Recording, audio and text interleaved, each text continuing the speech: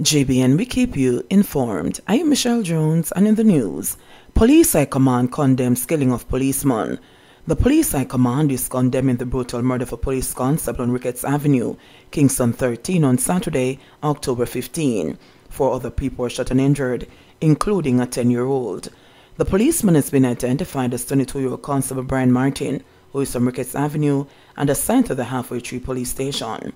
Reports are that about 10 p.m. Constable Martin was among a group of individuals at a wake in the community when armed men approached the group and opened fire. Lawmen were summoned and Constable Martin and 4 other individuals were taken to hospital, where Constable Martin died whilst undergoing treatment and the others admitted in stable condition. In a statement on Sunday, the High Command expressed condolences to the family, friends and colleagues of the slain constable as the constabulary continues to mourn the loss of a colleague. The JCF also said it is committed to conducting a thorough investigation into the circumstances surrounding his murder. The police will not be deterred by this latest attack. They will continue their focus on ridding communities of guns, gunmen and gangs who will continue to cause death, pain and mayhem, the High Command said. Furthermore, we'll be relentless in our pursuit of bringing those criminals to justice. Anyone with information that may assist with the investigation is encouraged to contact Crime Stopper 311 or the Police 119 emergency number. The Forces Chaplaincy Branch and Welfare Department are providing support to the family members, friends and colleagues of Martin.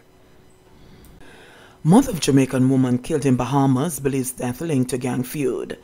Relatives of a 22-year-old Jamaican woman who was fatally shot in Nassau, Bahamas last Friday, believe her death is linked to a gang feud.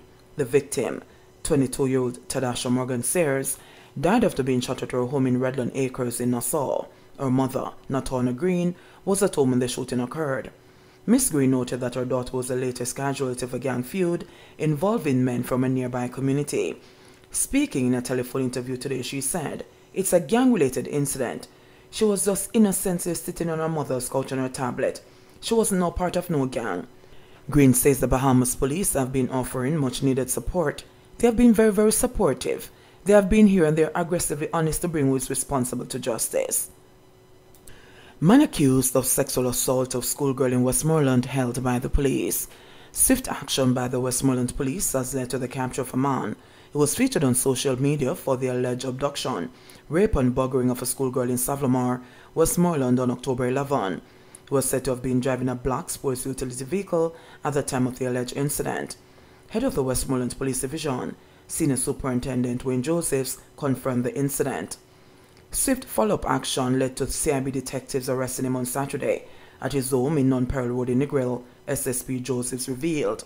According to the police report, the 12-year-old girl was walking home about 4:30 p.m. when on reaching the vicinity of Savlamar High School, a black SUV stopped beside her and engaged her in a conversation. The suspect thereafter alighted from the motor vehicle and pushed her inside the front passenger seat and locked the door. He then drove to the end-end mall in the town where he sexually assaulted the girl. A report was made to the police and the complainant was medically examined at the Savlamar Public General Hospital and assessed by Victim Services. SSP Joseph said the vehicle that the man used to commit the offense was also found. He noted that the suspect made attempts to disguise the vehicle. The man, he said, was previously charged in Clarendon and was out on bail. He was supposed to report on condition of bail at the Negril police station for a similar offense that he has been charged for and is before the court, the senior cop shared. Meanwhile, SSP Josephs is appealing to students to be vigilant and walk in groups.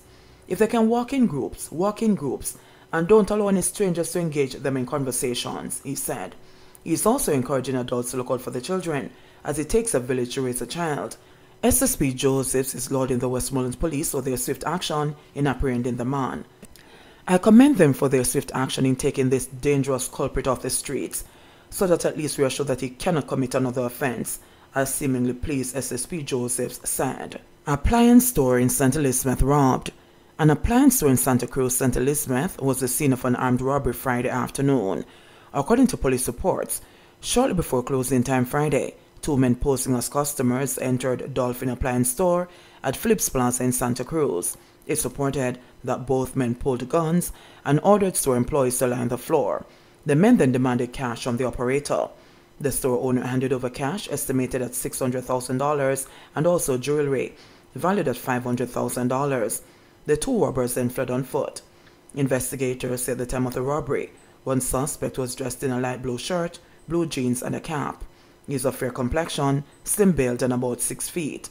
The other suspect is of dark complexion, sporting a plaited hairstyle, and dressed in dark-colored clothing and a cap. Man dies after falling from bike in St. Mary. The parish of St. Mary recorded its latest road fatality this morning. The deceased is Ralston Richards, 31, of Grandstown, Port Maria. According to reports, about 5:30 this morning, Richards was driving his motorbike from Municipal to St. Mary. On reaching a section of the Port Maria main road, Richards reportedly lost control of the bike. He fell, hitting his head, and was taken to hospital where he was pronounced dead. Investigators say he was wearing a helmet at the time of the crash. Man killed in St. Thomas identified. A man who was shot and killed in St. Thomas Friday night has been identified as Norman Brown. About 11:20 p.m., Brown was walking along the Soho main road when residents reported hearing loud explosions. The police were called, and on their arrival, Brown was seen lying on his side with what appeared to be gunshot wounds to the head. He was transported to the Princess Margaret Hospital where he was pronounced dead.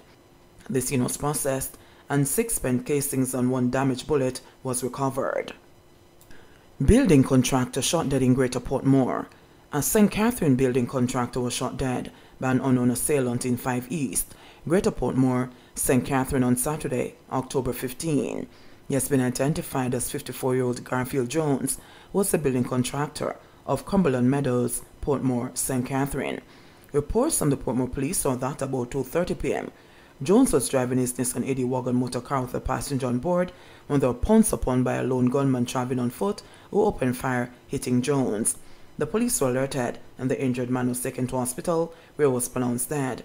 The passenger escaped the attack unhurt. Golding threatens court action over Loydesville eviction notices.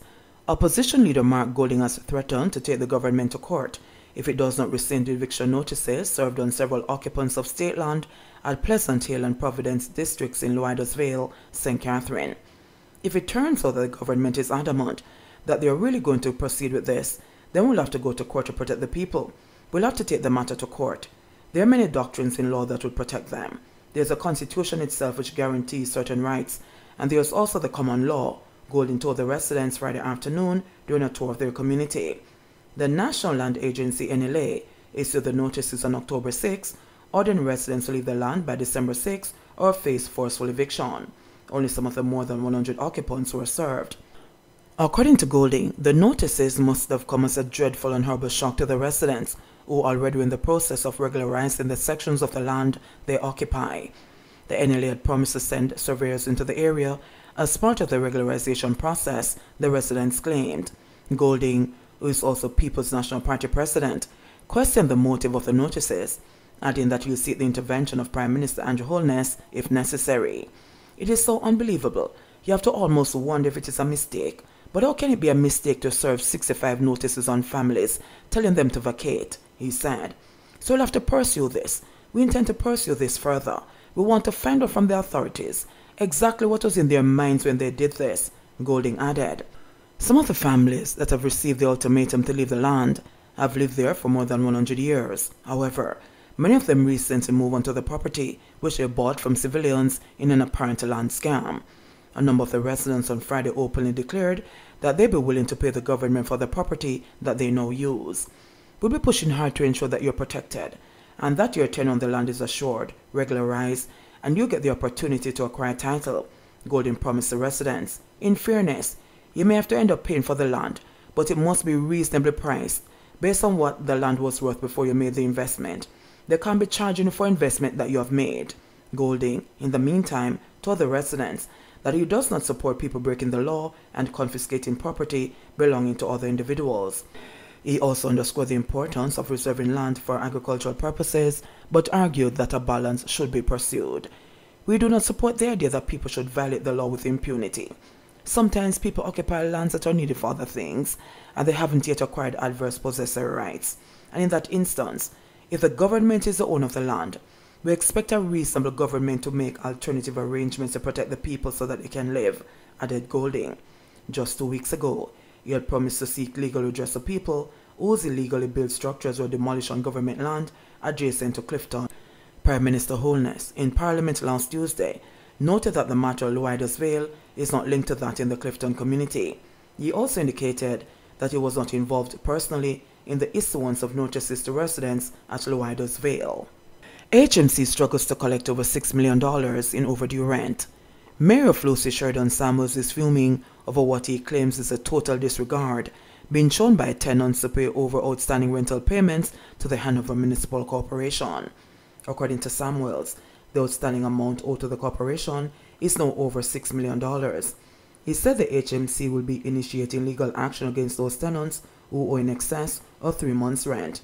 According to a source, over 30 tenants were asked to pay rates between $1,500 and $7,500 monthly, depending on the amount of space and the location, are delinquent. The HMC chairman lamented that the arrears have mounted despite the tenants being granted reprieve, which includes partial debt write-off. I've spoken about it before, about the challenges that we're facing with collections from persons who rent from us. At that time, it was $3-point-something million that was outstanding, he stated. He said much of the debt is incurred by persons who illegally set up businesses in the HMC Transport Center. People went and captured our land, put shops on it, we regularized them for them to pay. Now they're outstanding to the tune of some $4.3 million, he explained. Samuel said despite court action being taken against some of the perpetrators, resulting in stop orders being placed on their businesses, they have refused to settle their arrears. We have taken another step at the meeting that all outstanding amounts over 3 months will be going to court, he said. I can't understand you rent a place and for 1 year you're not paying any money. Where else can that happen? He questioned, as he sought to understand the rationale of the tenants. To me, it seems as if because they think that it is a property of the HMC, they should not be paying to us, he said.